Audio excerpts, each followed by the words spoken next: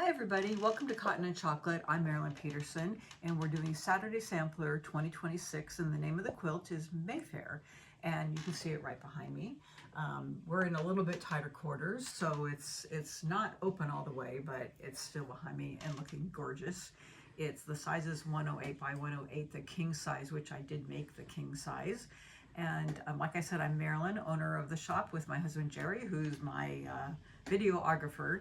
So we'll be doing this style all year long. Welcome back if you've joined me for previous ones, and if you're new, welcome in. So if you're new, I'll tell you how it works. We do one video that talks about the cutting and shows you the fabrics and anything new, and then the second video is the piecing. So anyways, that's how we do every single month, and hopefully you enjoy it.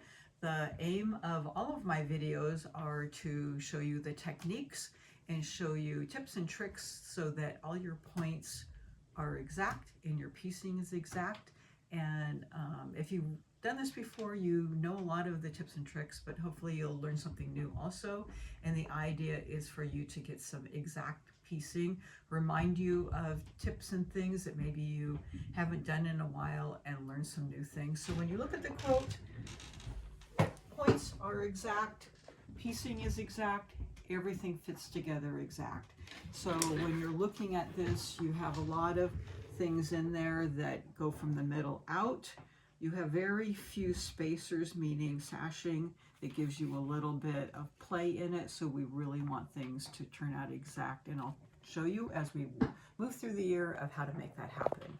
Okay, so you do get this information in your pattern with your first block, and on the outside, of course, you have the picture of the quilt. What's very, very important is this. It's a fabric to grayscale conversion chart. It has all of the fabrics from 1 to 13, the color of the fabric in color, and then the conversion in grayscale, because in your pattern, the pattern is actually grayscale. So this is the grayscale of, like, say, the first block, 1 through 11, what the grayscale looks like and how it converts to color. So fabric 1, this is in dots, and that's what it looks like in color. And also what's really important is this is the color layout of every single block as you move through the quilt. So when I'm piecing, we show you it when we're laying it out, but I also piece when I was piecing the quilt and had this sitting in front of me to remind me also of the layout of the colors of the block. Really, really critical. And it also shows you in the back what it looks like if you're doing the queen and king, and the front also layout. So if you look at my quilt, you do have an option of doing all pieced here around, or an option of an applique. So you'll see the top and bottom, I did applique in the corners, and the sides I did piece to give you an idea of what that looks like. I will be teaching you how to do raw edge applique if you're interested in adding that to your quilt and doing like I did, partial tops and bottoms or sides applique, or doing all applique. And if you don't want to do applique at all, you can do it all piece, and this will show you what it looks like.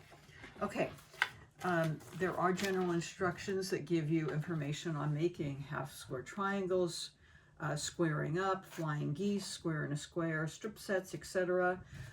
But I show you alternates to many of these. And the reason I show alternates is I use some specialty rulers. And the reason I use them is I think that, my opinion, is that your blocks will turn out better and you'll get better points. It is your choice if you want to follow that along. But we send you out a cutting chart. And if it has italics on it, it means that we changed the size of piece to cut and how to cut it using the rulers that I'm demoing in this video. You can use my information or you can skip it. What do I think you should do? I think you should do what I'm videoing, because your blocks are going to turn out great. But that is your choice. But that's why they're in italics, and that will come in your kit every single month. Okay?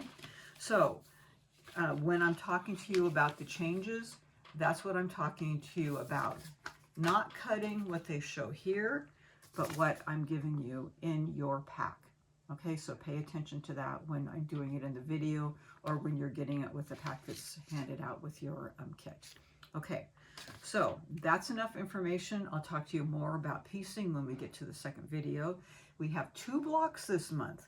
Page 1, which is the Waltz block, and page 2, which is the curtsy block.